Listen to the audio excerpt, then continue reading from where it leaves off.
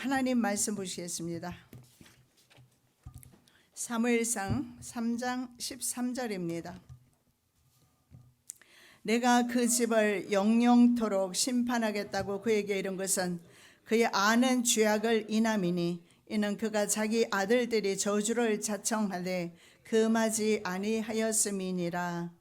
살아계신 아버지 하나님, 엘리 제사장은 제사장의 직책을 가지고 있음에도 불구하고 아들들 역시 제사장임에도 불구하고 하나님의 말씀의 교육을 받지 못했습니다. 저주를 자청했지만 아버지가 금하지 아니하여 가문의 저주가 내리게 되는 것을 봅니다. 우리는 지금이라도 우리 자녀들에게 하나님의 말씀을 증가하게 하여 주시옵소서. 오늘도 친히 말씀 증가하여 주실 줄 믿사오며 거룩하신 예수 그리스도 이름으로 기도드립니다. 아멘. 제목의 말씀은 말씀 부재의 말씀 교육의 부재의 결과입니다.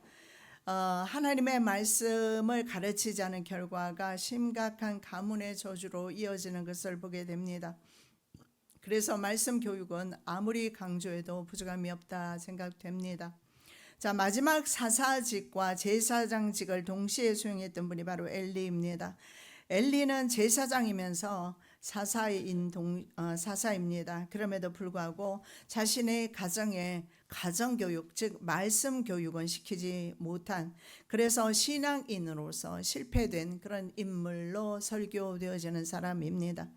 제사장 가문이었지만 모든 자가 젊어서 죽을 것이라는 저주가 가문에 임하게 되면서 그의 가문에는 죽음의 그늘이 드러워집니다. 그래서 모든 사람들이 늙기까지 살지 못했다라는 사실을 알 수가 있습니다. 자, 이스라엘과 블레셋이 아벡에서 전쟁을 할 때 엘리의 두 아들 홈니와 비느하스는 여호와의 언약궤를, 바로 법궤라고 불려지는 언약궤를 실로에서부터 바로 전쟁터로 모시고 갑니다. 그럼에도 불구하고 대패합니다. 자, 여기에서 볼 수 있는 것은 두 아들 모두 전사하고 심지어 법궤까지 빼앗기게 되는데, 이런 불행은 오래전에 어린 사무엘을 통해서 이미 전달받은 바 있습니다. 경고하지 않았고 회개하지 않았고 돌이키지 않았고 가르치지 않은 결과가 이제 오늘 오게 된 것입니다. 자, 이 소식을 들은 엘리는요, 의자에 앉아있다가 뒤로 넘어져 목이 부러져 죽게 됩니다. 그리고 만삭인 비느하스의 아내도 역시 이가봇을 낳다가 이 소식을 듣고 바로 죽습니다. 하루에 한 가정에서 4명이 죽음을 맞이하게 됩니다. 성경은 이렇게 말합니다. 그가 아는 죄악이다, 이렇게 말합니다.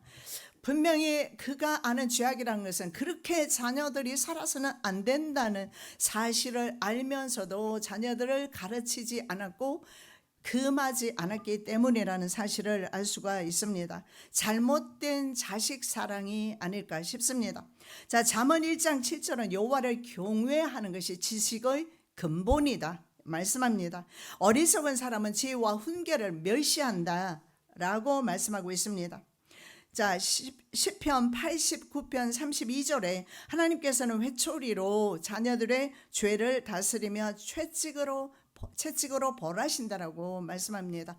즉 하나님은 하나님의 자녀들이 잘못된 길로 갔을 때 인생 연단을 하신다는 것입니다. 그렇게 해서 그 생명을 잃지 아니한 것입니다. 그러나 잘못된 부모 사랑으로 인해서 자식을 잃어버리는 경우도 있다라는 사실을 알 수 있습니다. 잠언 13장 24절에 역시 매를 아끼는 자는 그의 자식을 미워하기 때문이라고 말씀하고 있습니다. 그래서 자식을 사랑하는 자는 근실히 징계한다, 이렇게 말씀하고 있습니다. 자, 그렇다면 엘리 가문의 근본적인 문제가 무엇인가 한번 살펴보기를 원합니다. 자, 엘리는 물론이지만 두 아들 역시 세습되기 때문에 제사장이었습니다. 그런데 엘리 가문이 바로 제사장 가문인 것을 소개하고 있고, 목회자 가문도 예외 없이 아무리 목회일로 바빠도 자식의 말씀 교육은 시켜야 된다는 사실을 오늘 보여주고 있는데, 엘리가 바로 제사장인 것과 동시에 엘리의 태도에 대해서, 자세에 대해서 오늘 말씀하고 있어요. 우리 부모의 자세가 그대로 자녀에게 영향을 주고 있다는 말씀을 주시고 계시는 겁니다. 자, 그리고 그 여호와 이 엘리를 보면 여호와의 전 문설주 곁에 의자에 앉아 있었다 이렇게 말씀하고 있습니다. 자, 그리고 그의 죽음의 이유를 밝히는데 나이가 많고 비대한 까닭이다. 자, 개역 성경에는요, 바로 뚱뚱해서 움직임이 굼뜨다는 의미로 비둔이라고 그렇게 말씀하고 있습니다. 비둔하다. 그럼 살찐 것이 모두 그러면 성경에서 부정적으로 보느냐? 그런 의미는 아니지 않습니까? 이 영적 감수성을 잃은 것과 살이 찌는 것에 이것은 관계가 어쩌면 있을 수도 있습니다. 제 경험에 의하면 제가 살이 찌면요, 영적으로도 문제가 있지만 걷는 것 자체도 힘이 들어요. 왜냐하면 몸에 살이 더 붙었으니까. 예를 들어서 과거보다 내가 4kg로 더 쪘다 예를 들면 4kg라는 무게를 내가 짊어지고 걸어야 되기 때문에 얼마나 힘이 들겠습니까? 앉아서 기도하기도 힘들고 예배하기도 힘들고, 이 살찐 것은 사실은 건강에도 좋지 않고, 그래서 살찌는 것을 우리 나이 든 사람들은 좀 경계해야 되지 않을까. 엘리는 보기 드물게 당시에도 먹고 살기 힘든 시대에도 굉장히 살이 쪘다라는 것은 성경을 부정적으로 지금 말씀하고 있습니다. 왜 살이 쪘다라는 것은 영적으로 그만큼 영적이지 못했다라는 사실을 보여주고 있습니다. 그래서 뚱뚱했기 때문에 뚱뚱하게 되면 자연적 움직임을 많이 활동이 줄어들게 될 겁니다. 그래서 앉아있기 좋아했습니다. 잠자기를 좋아하는 나태한 모습으로 살았던 것을 볼 수가 있습니다. 자, 술 취한 사람처럼 한나를 그렇게 여길 정도로 영적으로 역시 굉장히 둔했다라는 사실. 딱 보면 술 취한 여자인지 성령에 감동된 여자인지 목회자는 이것 정도는 분간해야 되지 않겠습니까? 그리고 또 사무엘상 4장 15절 말씀에 눈이 어두웠다, 블라인드라는 말을 쓰고 있습니다. 자, 그런데 모세를 한번 보시면요, 신명기 34장 7절입니다. 모세가 죽을 때 나이가 120세였지만 그의 눈이 흐리지 않았고 기력은 쇠하지 않았다 이렇게 말씀하고 있습니다. 성경에서 기력도 쇠하여지지 않았고 눈도 어두워지지 않았다. 저도 지독한 근시인데 전 태어나면서부터 근시였던 것 같아요. 제 기억으로는 잘 안 보였거든요. 지독한 근시인데 이것도 역시 문제인가. 근시와 영적인 근시의 차이점을 예수님은 말씀을 합니다. 눈을 뜨고서도 영적으로 깨어있지 못했을 때 차라리 뜨지 않는 것이 낫다라고 예수님께서 말씀하셨던 기억이 우리가 날 것입니다. 눈이 어두운 것 역시 영적인 감수성을 잃은 상태임을 볼 수가 있습니다. 눈이 어둡거나 뚱뚱하거나의 문제가 근본적으로 아니라 영적인 감수성을 잃어버리고 영적인 상태를 유지하지 못하고 하나님과 교제가 끊어졌다라는 사실을 말씀하고 있는 겁니다. 그의 영적 무지가 성령 충만해서 기도하는 한나 평신도 성도의 모습을 보고 술에 취한 줄 알았습니다. 그리고 처음으로 어린 나이에 불과 12살 미만이었을 겁니다. 저절대면서 성전에 데려다 주었기 때문에 당시에 아무리 길게 잡아도 5살 6살이면 젖댑니다. 그러면 6살 이후에 성전에 갖다 치면 12살 이전이 될 겁니다. 아주 어린 나이에 사무엘은 성소에서 잠을 잤고 성소에서 하나님의 음성을 들은 것과 이 의자에 앉아서 기도하지 않은 엘리의 모습이 비교되고 있는 겁니다. 그래서 제사장은 말입니다. 어린 사무엘이 처음으로 하나님의 음성을 듣고 엘리의 음성인 줄 알고 3번이나 뛰어왔습니다. 어쩌면 목회자가 그럴 때는 우리 함께 한번 기도해보자 하고 함께 기도해야 되지 않을까요? 하나님이 너를 부르신다. 그리고 돌아와서 다시 잠을 자요.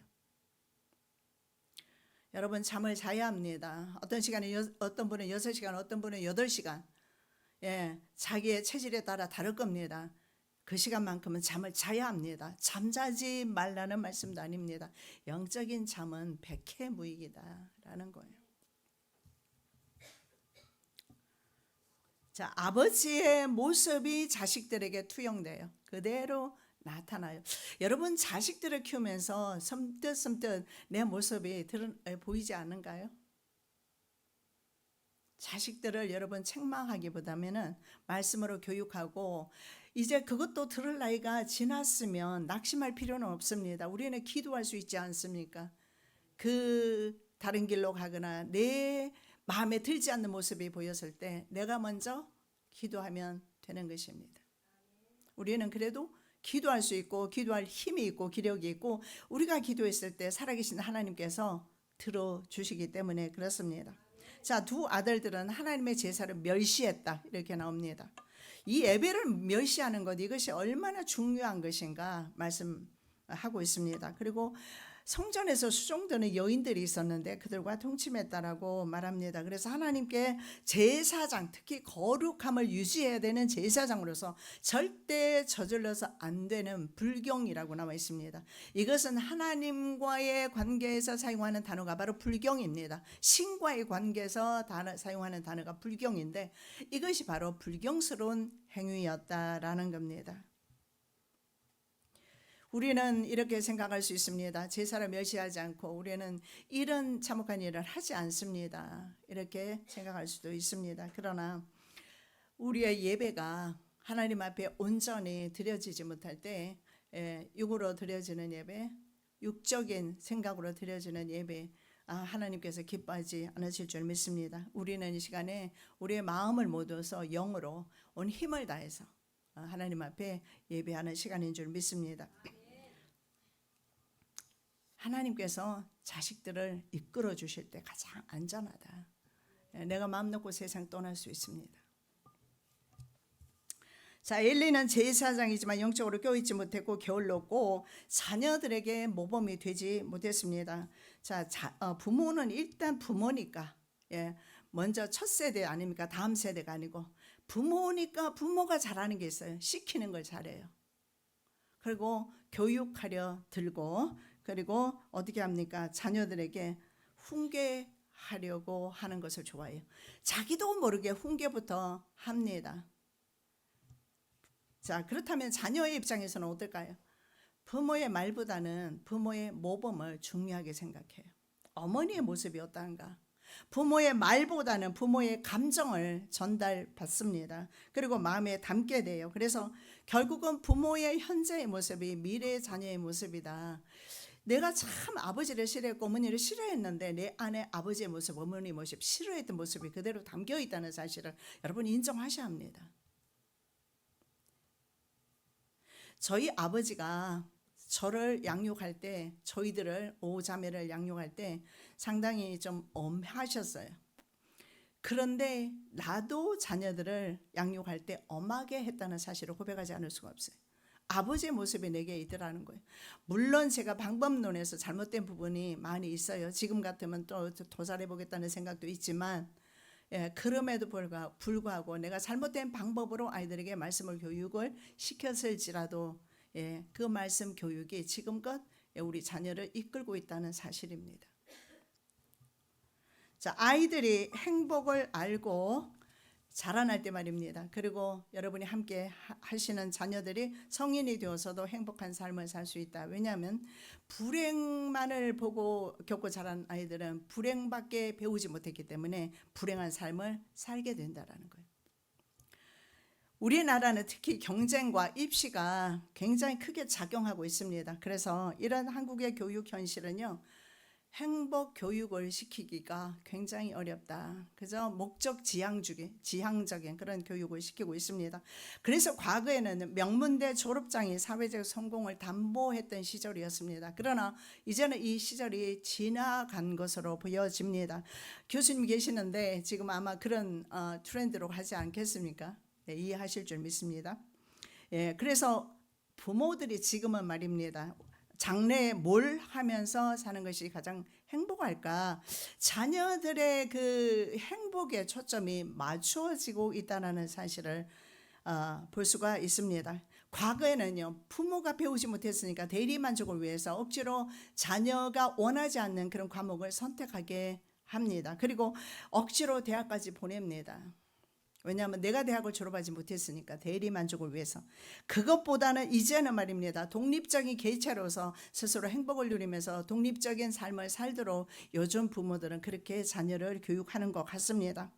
그 최상의 자녀 교육 요점이 이런 교육을 한답니다. 실패에 대해서 절망하지 않고 새로운 출구를 찾을 수 있는 회복 탄력성, 이런 회복 탄력성을 가진 자녀, 그리고 새로운 배움을 두려워하거나 힘들게 느끼지 않고 즐거워하고 다른 사람, 새로운 사람들과 어울리는 사회적 기술을 가진 아이로 키우는 것, 이것이 뭐겠습니까? 성경에서 말하는 하나님 앞에 독립적인 자녀로 키우는 것입니다. 엘리 제사장이 실패한 것은 바로 자신이 하나님 앞에 하나님의 자녀로서 바로 서지 못했고, 그 영향이 자식에게로 가서 자식 역시 하나님 앞에 독립적인 개체로서 바로 서서 하나님을 섬기지 못했다라는 겁니다.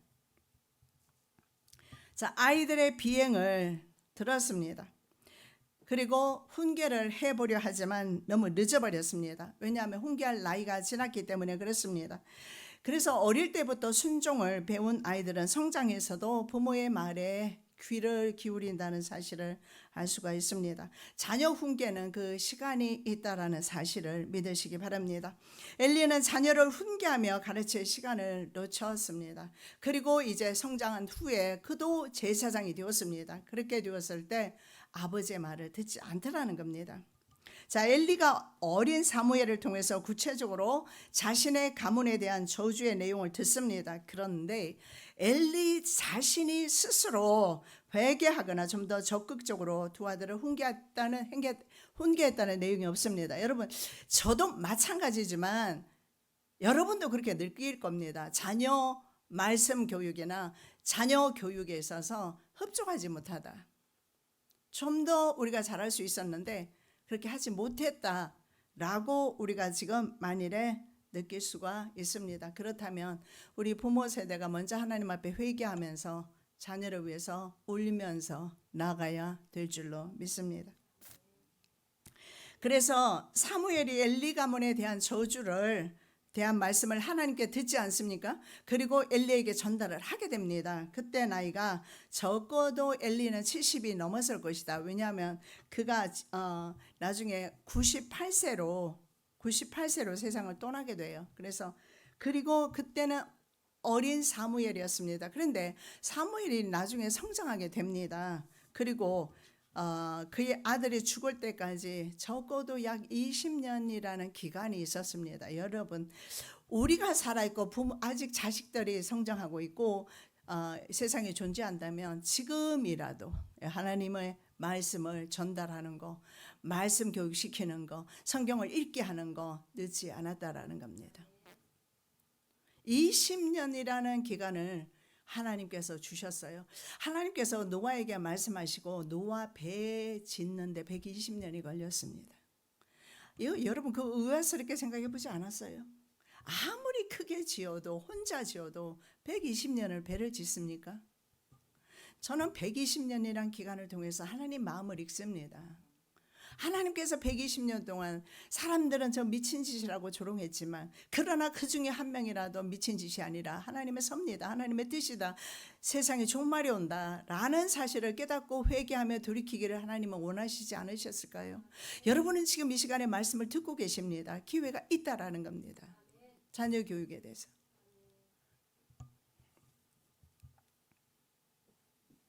특히 내가 자녀와 함께 살고 있다면 더 큰, 여러분, 아버지가 자녀의 먹고 사는 거 다 공급할 거 아닙니까? 돈 받고 계십니까? 자녀들 데리고 있으면서 생활비 받고 계세요?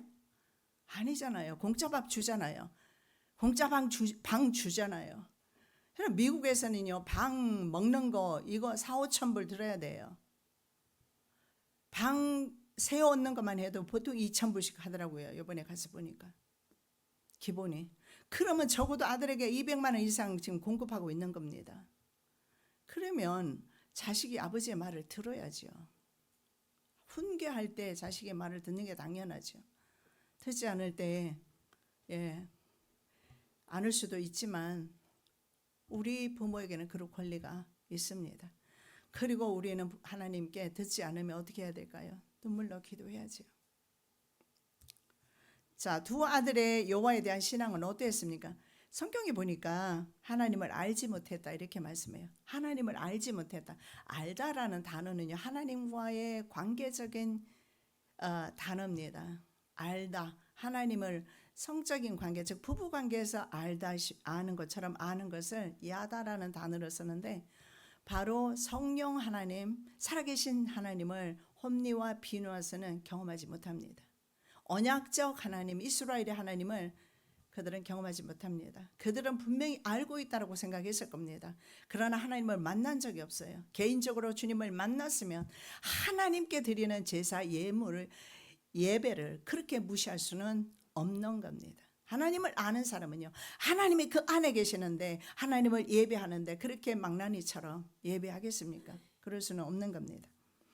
결국은 하나님과의 언약적 관계가 형성되지 못했다라는 것은 하나님의 자녀가 아니라는 말씀이 됩니다.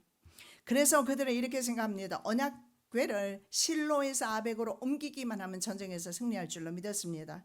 고대 근동 지역에서 전쟁의 승리를 위해서 자신의 그 섬기는 신의 형상을 앞세웠던 일들이 종종 있었습니다. 그래서 자신들도 바로 여호와 하나님이 계시는 바로 임재의 장소인 바로 법궤입니다. 그 법궤를 가지고 모시고 가면 되는 줄로 그렇게 생각을 했습니다. 그러나 전쟁에 하나님께서는 함께 가시지 않으셨어요. 하나님은 어느 곳에나 계십니다. 법궤 위에만 계시는 것이 아니라, 그래서 그들은 어떻게 생각을 했습니까? 이 법궤를 부족으로 생각합니다. 법궤는 부족이 아닙니다. 하나님께는 한 곳에 붙어 계신 분 아니세요? 하나님 우주 만물에 충만하게 계시는 분입니다. 자, 모든 제사는 절차가 있습니다. 레위기에는 5가지 제사가 있는데 모두 절차가 있고 제사 제물은 하나님께 드려야 되는 몫이 있습니다. 제사장의 수고의 대가의 몫이 따로 있습니다. 하나님은 하나님의 것에는 인간이 손 못 대게 하셨습니다. 제사에 따라 조금 차이는 있지만 하나님의 몫은요, 기름과 콩팥 등으로 단에서 불살라서 하나님께 온전히 드려야 했습니다. 그런데 홈리와 비누아서는 이런 제사의 절차와 규정을 모두 무시한 채 하나님의 몫인 기름을 태워서 드리기도 전에 먼저 사환에게 찍어서 걸리는 거 주라고 요구를 합니다. 그래서 결국은 자신의 배를 먼저 채웁니다. 자신의 배를 먼저 채우고 하나님을 능멸하는 제사를 드리면서 하나님의 법궤를 모시고 간들 그곳에 무슨 승리가 있겠습니까? 자, 하나님의 교제가 이루어지는 사람은 절대로 하나님의 예배를 멸시하지 못합니다. 그들은 예배보다는 자신의 식욕을, 정욕을 채우기에 바빴다는 사실을, 그리고 하나님의 그 신앙은 자신의 이익의 도구로 사용되었다는 사실을 알 수가 있습니다. 사울이 그랬던 것처럼 사울의 제사 드리고 망했는데, 사울이 왜 제사 드리고 망합니까? 제사 흩어지는 군인들을 모으기 위해서 제사를 드렸지 제사를 드리기 위한 드림이 아니었다. 무슨 목적으로 우리 예수를 믿는 겁니까? 어떤 그런 우리의 이익을 위한 도구로서 우리의 예배가, 우리의 기도가 전락되어서는 안 된다. 하나님은요, 영광 받으시기에 합당하신 분이다. 우리는 피조물로서 하나님을 그냥 예배하는 겁니다. 조건도 없고 아무 조건을 달거나 아니면 요구가 아닌 하나님께 무조건 예배 드리는 겁니다. 영광 받으시기에 합당하신 분이기 때문에 그렇습니다. 하나님께서 그 예배를 영광 가운데 받으셨을 때 하나님께서 인간들에게 복을 주신다. 또 이런 너무 무조건 복을 주신다. 이런 개념도 물론 잘못되었지만요. 일단 우리의 자세는 하나님 앞에 예배하는 자세가 바른 예배의 자세로 서야 된다라는 겁니다. 자, 그렇다면 결국은요, 하나님의 것에 손을 대었어요. 그래서 자신이 이제 해림되는 겁니다. 해림이 뭡니까? 이제 진멸되는 거예요. 자신이 하나님의 것을 먹는 순간에 하나님 앞에 드려진 것을 해림이라고 그러거든요. 그리고 그것을 진멸이라고 단어를 써요. 가난한 사람들이 진멸의 대상이었어요. 그래서 가난한 사람들은 다 죽여야 했고 어린아이까지 죽여야 했고, 여리고성에서 어땠습니까? 모든 것을 하나님의 성전 헤렘이기 때문에 하나님께서 진멸하시는 전쟁이기 때문에 거기서 아간은요, 금은 덩이나 외투 같은 것을 취하지 말았어야 돼요. 왜냐하면 그것을 취하면서 자기 자신이, 자기 가족이 하나님 앞에 들임이 되었어요. 아간의 한 사람의 잘못으로 자신의 가족까지도 다 죽게 되는 그런 재앙을 맞이하게 됩니다. 그들의 영적인 상태는 정말 비참했습니다. 평소에 하나님을 신뢰하거나 믿지 않다가 전쟁이 났습니다. 어려움이 나니까 이 법궤를 메고 전쟁터로 나갑니다. 그래서 우리는 부적을 항상 붙여놓고 그 신뢰하지만 부적에는 그냥 종이 쪽지일 뿐이라는 사실을 믿으시기 바랍니다.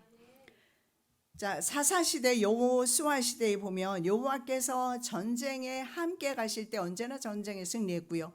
다윗 같은 경우는 어땠습니까? 실패했다라는 말이 전혀 나오지 않아요. 다윗은 모든 전쟁에서 승리했다, 이겼다라는 말씀을 성경에서 증거하고 있습니다. 왜냐하면 다윗은요, 전쟁에 나가기 전에 하나님께 먼저 묻습니다. 그리고 하나님의 방법대로 그 전쟁을 하게 돼요. 즉 다윗은 평소에 하나님과 관계가 있는 것입니다. 그 관계 가운데서 하나님을 신뢰할 때 그 관계는 어떤 관계였습니까? 여호와는 나의 목자시다. 양이라는 그 동물은요, 목자 없이는 절대 생존이 불가능한 동물입니다. 그래서 자신은 양이고 이스라엘의 왕이지만 자신 역시 하나님 앞에 양이다. 양으로서 하나님의 도움 없이 나는 전쟁할 수 없습니다. 이런 항상 믿음을 가지고 살았기 때문에 다윗은 가는 곳마다 승리할 수가 있었던 겁니다.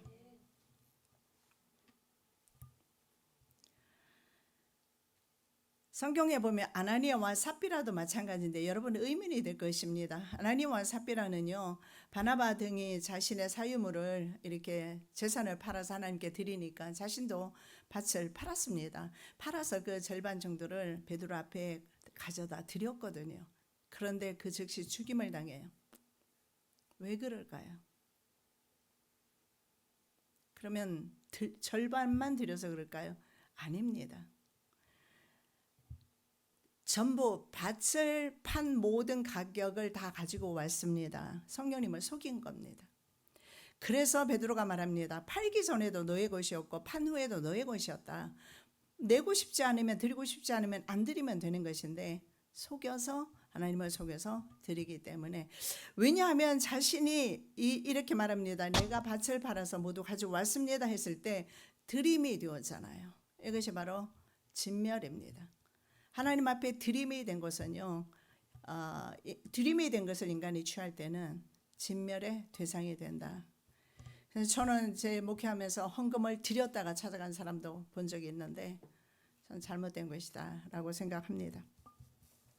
자, 죄의 결과는 본인이 져야 합니다. 그 후손까지 물론 그 죄의 결과가 좀 내려갑니다. 젊어서 죽게 되는. 그러나 철저하게 성경에는 본인이 져야 된다는 사실을 봅니다. 하나님께서 죄를 지은 엘리와 그 두 아들들을 징계하셨는데 적어도 가문의 멸문지화 내리지 않으셨어요. 비느하스에게는요, 며느리가 비느하스 아내가 죽으면서 이가봇을 탄생하게 돼요. 그런데 죽지 않습니까? 근데 이가봇 외에도 아이두비라는 아들이 있었습니다. 아이두비라는 장자가 있었는데 그의 아들 아히야라는 아들이 사울 왕 때에 제사장직을 유지하게 됩니다. 그리고 이 아히두베의 또 다른 아들이었던 사람이 바로 아히멜렉입니다. 이 아히멜렉은 바로 사울을 피해서 도망가던 다윗을 도왔다는 이유로 사울의 휘하에 에돔 사람이라고 있어요. 에돔 사람 도에게 의해서 그 일가 85명이 다 죽게 됩니다. 그러나 그의 아들 중에 하나, 아히멜렉의 아들 중 하나 아비아달이 살아남아서 다윗 가문의 제사장이 돼요. 그래서 다윗 가문에서도 계속 제사장직을 유지하게 됩니다.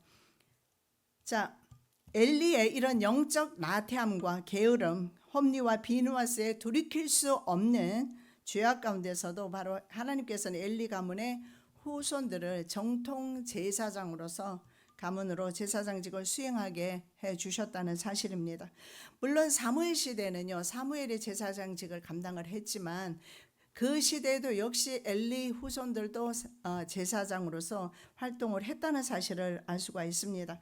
그러나 이 가문이 최종적으로 완전 제사장직이 끝나는 시점이 오는데 그 솔로몬이 왕이 되기 직전에 바로 아비아달이 최후가 되는데 아도니아 반역에 동참하게 됩니다. 그러면서 완전히 이제 제사장직을 박탈당하고 시골로 쫓겨가게 됩니다. 그래서 한 가문이 이렇게 불행하게 끝났다는 사실을 봅니다. 여러분, 어떤 부모가 자녀의 행복을 바라지 않는 사람이 있겠습니까? 세상 모든 부모는요, 바로 자신의 아이가 행복한 인생을 살기를 바랄 것입니다.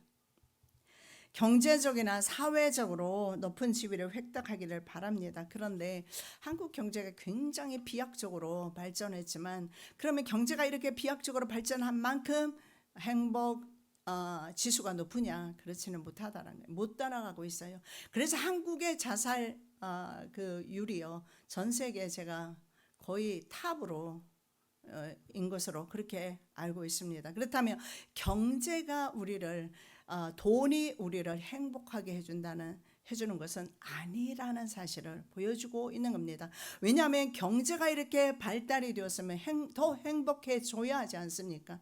과거보다 우리는 얼마나 더 잘 살고 있는지 몰라요. 그럼에도 불구하고 과거에 우리 부모 세대가 느끼던 그 행복감을 가지고 있느냐?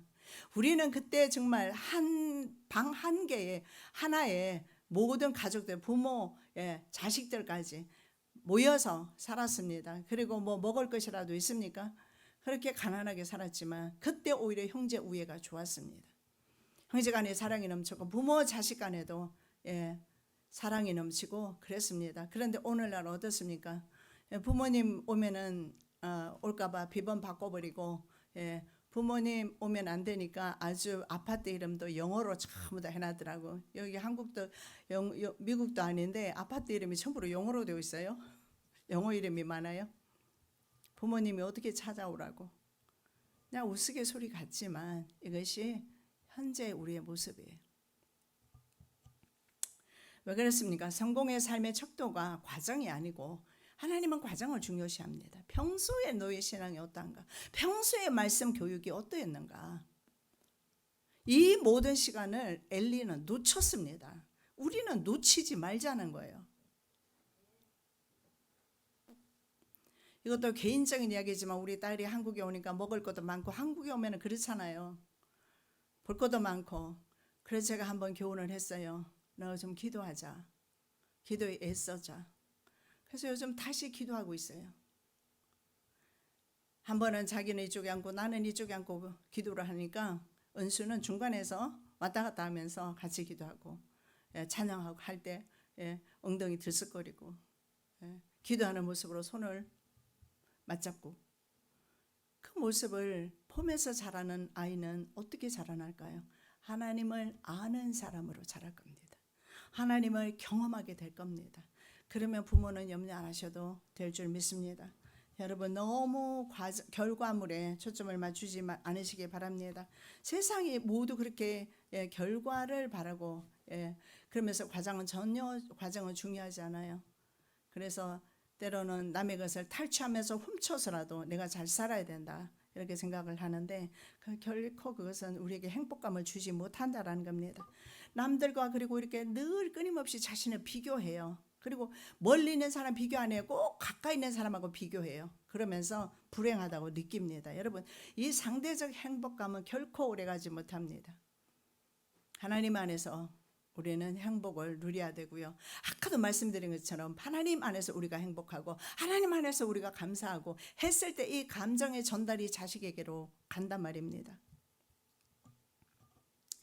자녀가 정말 행복한 삶을 살 수 있는 것 중에 보니까요, 부모가 서로 관계 유지, 부모의 관계 유지가 참으로 중요한 것 같습니다. 그런 연구 결과가 있어요. 보니까 부부 사이에 충돌이 많은 환경에서 자란 아이는 문제를 일으킬 가능성이 굉장히 높게 나왔어요. 잦은 싸움을 하는 가정에서 자란 아이보다 충돌이 없는 건강한 부모 가정에서 자란 아이가 훨씬 원만한 사람으로 성장 가능성이 높게 그렇게 나왔습니다. 부모의 불편한 표정이나 목소리나 몸 동작 이런 것들이 아이에게 옮겨가는, 이것을 정서전이라고 합니다. 말이, 우리가 시키는 말이 아니고 우리가 가르치는 훈계가 아니고 바로 우리의 정서가 자식들에게 전이가 이루어진다라는 겁니다. 그래서 부정적인 부모 아래서는 부정적인 부모가 나올 수밖에 없다. 이게 어떡합니까? 우리 할머니 된 분들 특히 조심하셔야 돼요. 그죠? 손주들한테는 근데 우리 부정적인 말 안 하잖아요. 그죠? 예, 귀하니까. 근데 우리가 자식들이나 후손들에게 참으로 축복의 말씀을 많이 해줘야 되겠다. 성경에 굉장히 귀한 말씀들 많잖아요. 이런 축복의 말씀을 많이 해주면서 저도 뭐 이런 말 할 자격이 별로 없지만 저는 강제적으로 내가 하는 것보다 아이들에게 성경 읽어라 막 그렇게 가르쳤지만 그런 것보다도 내가 그날 받은 말씀이 있다면 그 받은 말씀을 자녀들에게 오늘 너에게 이렇게 축복한단다. 남편에게 아내에게 이렇게 서로 말씀으로 축복하고 나가는 것은 어떨까요? 엄청나게 변화가 일어날 것입니다. 너 왜 그랬어? 아무런 효과가 없어요. 비난과 책망은 심지어 특히 성장한 자녀들에게는 전혀 효과가 없다라는 사실을 그거보다는 하나님의 말씀을 가지고 호소할 때 듣게 되어 있습니다. 하나님의 말씀이기 때문에. 그리고요 20대를 대상으로 하는 또 다른 이렇게 설치가 있는데 그 연구조사에서 어렸을 때 부모 이혼을 경험한 사람들이 성인이 된 후에도 고통이 남아있고 또 이혼할 가능성이 있다는 거예요. 이게 왜 그렇습니까? 서로 부부관계 하기가 어렵다라는 거예요. 그런데 연구 결과에 이혼한 부부가 친구처럼 지낼 때 미국에서는 부부들이 그러더라고요. 친구처럼 지낼 때 엄마 아버지가 친구처럼 좋은 관계 유지할 때 그 역시 아이들에게는 고통이 줄어든다. 그래서 부모의 사이 중 그래서 부부관계가 정말 중요한 것이 언제나 부부관계에 우리가 만족하지 못하잖아요. 맨날 당신 왜 그래? 이렇게보다는요. 당신이 있음으로 인해서 내가 감사하고 당신의 존재로 인해서 내가 너무 감사하고 하나님이 당신을 내게 주셔서 감사하고 이렇게 우리가 바꾸어서 살아갈 때 자녀들이 그런 인생을 산다라는 그대의 아이들은 그대의 소유가 아닙니다. 그들은 스스로 자신의 삶을 갈망하는 생명의 아들과 딸입니다. 그대를 거쳐 태어났지만 그대로부터 온 것은 아닙니다. 하나님 것입니다. 저는 여기다 그렇게 붙이고 싶어요.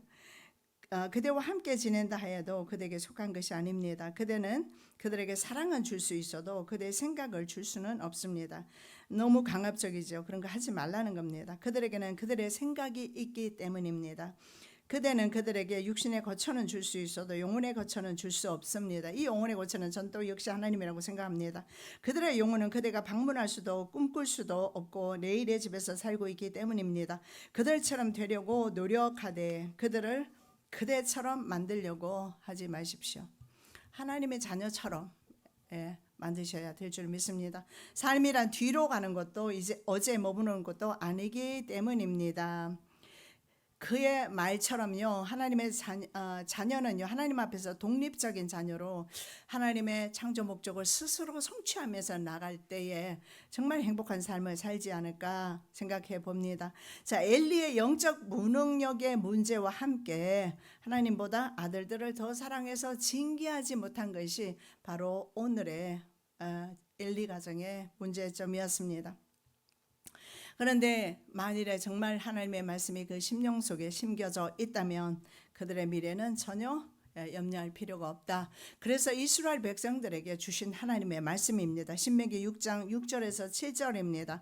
오늘날 내가 내게 명하는 이 말씀을 너는 마음에 새기고 네 자녀에게 부지런히 가르치며 집에 앉아 있을 때이든지 길에 행할 때이든지 누웠을 때이든지 일어날 때이든지 이 말씀을 강론할 것이며 가르치는 내용은 무엇일까요? 그 다음 말씀 보시겠습니다. 이스라엘아 들어라. 우리 하나님 여호와는 오직 하나인 여호와시니 너는 마음을 다하고 뜻을 다하고 힘을 다하여 내 하나님 여호와를 사랑하라. 토마스 선교사님이 낙동 강변에 도착을 했습니다. 그러나 배에서 채 내리기도 전에 성경책을 전달만 하고 살해당합니다. 그리고 죽어간 후에 그를 죽인 사람이 이 도대체 성경책이 무엇일까? 그래서 성경책을 가져가서 종이가 귀한 때라 방마다 도배를 다 해놨습니다. 여러분 내가 교육시키기 어려우면 자녀 가정에 성경 찢어서 한번 도배를 한번 해보시던지요. 좋은 방법일 것 같습니다. 그래서 이 성경 말씀을 보면서 거기에서 어떻게 됩니까? 변화를 받게 되고 여러분 그래서 처음 초대교회가 세워지지 않았습니까? 이것이 바로 한국교회의 역사입니다. 하나님의 말씀이 저희들의 진로와 자녀들의 진로로 인도하실 줄 믿습니다. 살아계신 아버지 하나님 참으로 감사합니다. 엘리의 영적 무능력의 문제를 우리가 살펴보면서 부모의 또한 문제가 무엇인지 살펴보기를 원합니다. 우리가 먼저 하나님의 말씀으로 서기를 원하며 우리 자녀 또한 하나님의 말씀으로 서기를 원하며 우리의 자녀의 심령 속에 오직 여호와가 하나인 여호와로 계시기를 원합니다. 그 전에 먼저 우리 부모 심령 속에 여호와께서 하나님이 되시기를 원합니다. 우리의 마음의 소원을 들응답하여 주시옵소서. 거룩하신 예수 그리스도의 이름으로 기도드립니다.